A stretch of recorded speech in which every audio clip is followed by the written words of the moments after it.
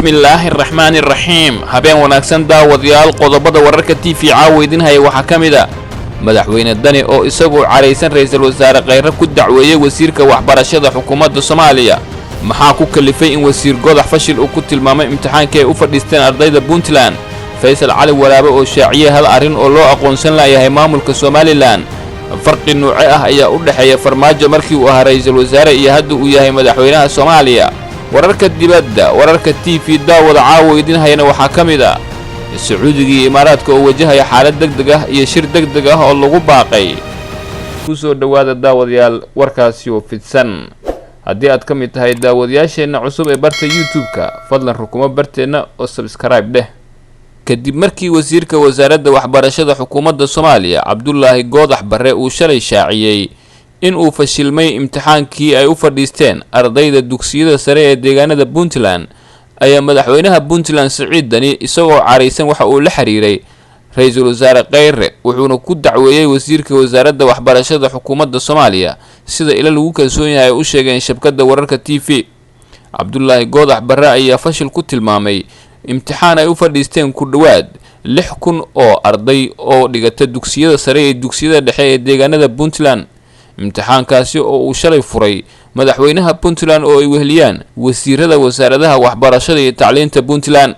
hadalka wasiir Goodax ayaa sida la sheegay aad uga careysiyay madaxweyne Dani maadaama aysan jirin inta la og yahay imtixaan fashilmay oo ku baahay Puntland madaxweyne Dani ayaa sida ilaha lagu kalsoon yahay u sheegeen shabakada wararka TV waxa xiriir degdeg ah uu la sameeyay ra'iisul wasaare Khayre wuxuuna ka dalbaday in wasiir Goodax uu sharaxaad dheeri ah ka bixiyo hadalkiisa kaasoo dhaawac xoogan u geystay sida madaxweyne Dani uu u sheegay ra'iisul wasaare Khayre sharafta imtixaanka Puntland Dani ayaa sida ilaha lagu kalsoon yahay ay sheegeen hadalka wasiir Goodax u arko mid ku talagal ah oo lagu dhaawacayo imtixaanka Puntland maadaama Puntland ay kaga guuleysatay wasaaradda waxbarashada doodii hore ee dhaxmartay Puntland iyo wasaaradda waxbarashada xukuumadda Soomaaliya kadib markii Puntland ay diiday in ay qayb ka noqoto imtixaanka wasaaradda waxbarashada xukuumadda Soomaaliya ay qaadaysay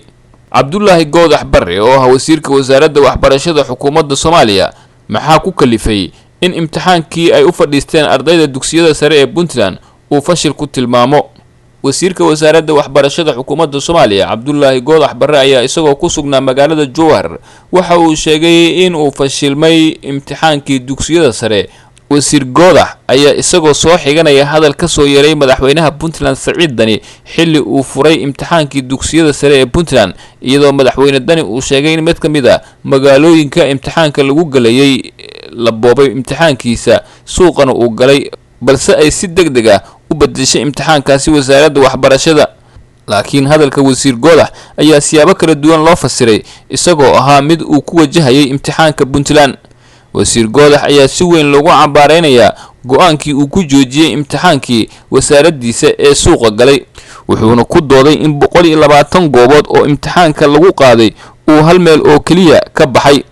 wasaaradda waxbarashada xukuumadda Soomaaliya ayaa hore ugu fashilantay in imtixaankii dawladda la gaarsiiyo maamulka Puntland oo diiday inuu qayb ka noqdo imtixaanka dugsiyada sare ee dawladda Soomaaliya ay qaadaysay dadka qaar ayaa hadalka wasiir Goodax ee ku aadanaa in imtixaankii Puntland uu fashilmay ku micneeyay in wali wasiirku uu ka xanaaqsan yahay go'aankii ay Puntland ku diiday inay kaga qayb gasho imtixaanka ay qaadaysay wasaaradda waxbarashada xukuumadda Soomaaliya wasiir Goodax iyo wasaaradda waxbarashada xukuumadda Soomaaliya ayaa galay xaalad siyaasadeed oo aad u adag wuxuuna wajahayaa cadaadis badan oo kaga imaanaya maamul goboleedyada iyo ardayda imtixaanka uu ka joojiyay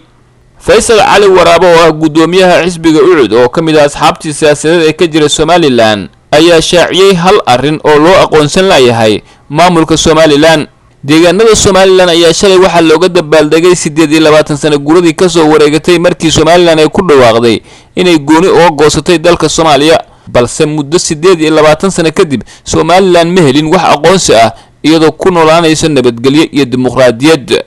gudoomiyaha xisbiga UCD injineer Faysal Cali Waraabe oo shalay bixiyay waraysi gaar ah oo uu kaga hadlay arrimo badan oo ay ka mid yihiin siyaasadda Somaliland iyo ictiraaf raadinta gudoomiye Faysal ayaa ka dhawaajiyay in maalinta 18 May ay tahay maalin qaran oo qiimo weyn ku leh bulshada reer Somaliland faysal cali waraabe ayaa sidoo kale waxa uu sheegay in Somaliland loo aqoonsan laayahay habacsanaan gudaha ah oo ay sababtay jabhaddii SNM uu ka tirsanaa madaxweynaha hadda talada haya ee Somaliland Muuse Biixi. injineer faysal cali waraabe waxaa nasiib darro uu ku tilmaamay in SNM markii ay dalka qabsatay ay soo baxday habacsanaan dhanka xukunka ah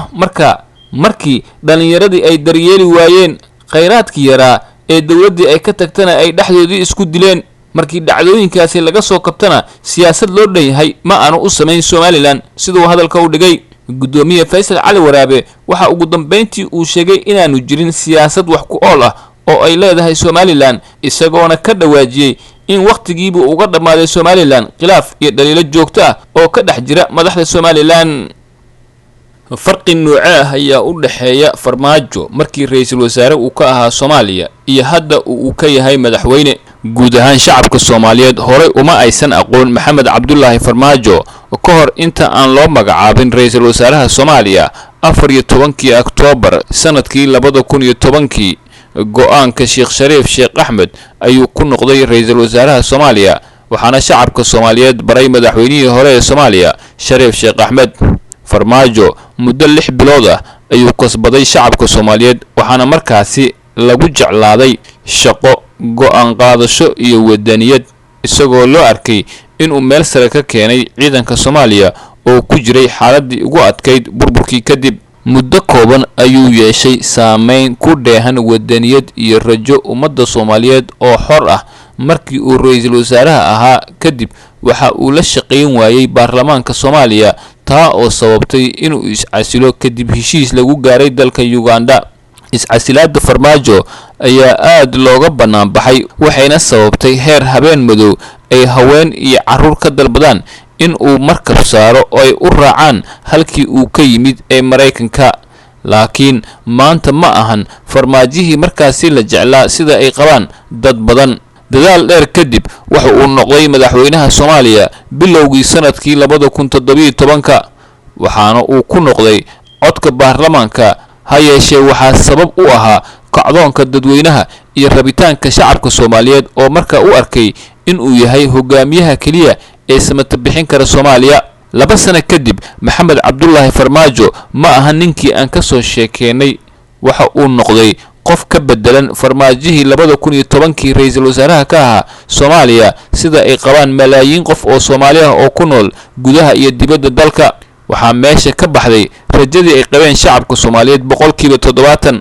waxaa hoos u dhacay dhaqdhaqaaqii wadaniga ahaa ee Maxamed Cabdullaahi Farmaajo oo markii hore lagu bartay iyadoo ay gaartay in Itoobiya loo gacan geliyo muwaadin Soomaaliyeed. waxaa hoos u dhacay shaqadii lagu yaqaanay iyo daryeelkii ciidan iyo dadba markii uu ra'iisul wasaaraha ka ahaa Soomaaliya xilli la filayay haddii madaxweyne uu ka noqdo Soomaaliya inuu heli doono awood iyo xoog intii hore ka badan. wuxuu indhaha iyo dhagaha ka furaystay qayladhaanta iyo dhibka haysta shacabka Soomaaliyeed ee ku nool gobolka Banaadir iyo guud ahaan Soomaaliya halka markii hore uu ahaa qof ugu yaraan waqti ku bixiya wixii uusan wax ka gelin. maamulkiisa waxa uu noqday mid ku salaysan xoogsi iyo muran siyaasadeed waxaana ka go'ay dhammaan maamuladii kale halka markii hore uu u muuqday wadani dalka iyo dadka isku keeni kara. waxa uu dayacay ciidamada Soomaaliya ee uu markii hore rajada geliyay wuxuuna shaqada ka eriyay boqolaal ka tirsan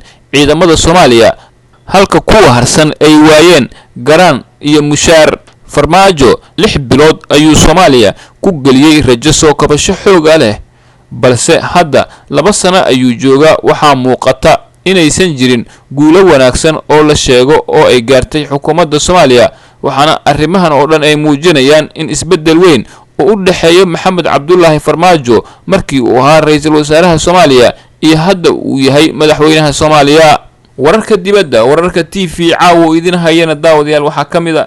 Sacuudiga iyo Imaaraadka Carabta ayaa wajahaya xaalad degdeg ah iyadoo shir degdeg ah lagu baaqay. boqorka Sacuudi Carabiya Salmaan bin Cabdicasiis ayaa golaha iskaashiga dawladaha Khaliijka iyo kan dawladaha Carabta ugu baaqay in la isugu yimaado 2 shir weyn oo degdeg ah si looga wada xaajoodo saameynta ka dhalan karta weerarada lala beegsado maraakiibta Sacuudiga iyo Imaaraadka Carabta. wasaaradda arrimaha dibadda Sacuudiga ayaa barteeda Twitterka ku qortay in 2 shir weyne lagu qaban doono magaalada Maka soddonka bisha May.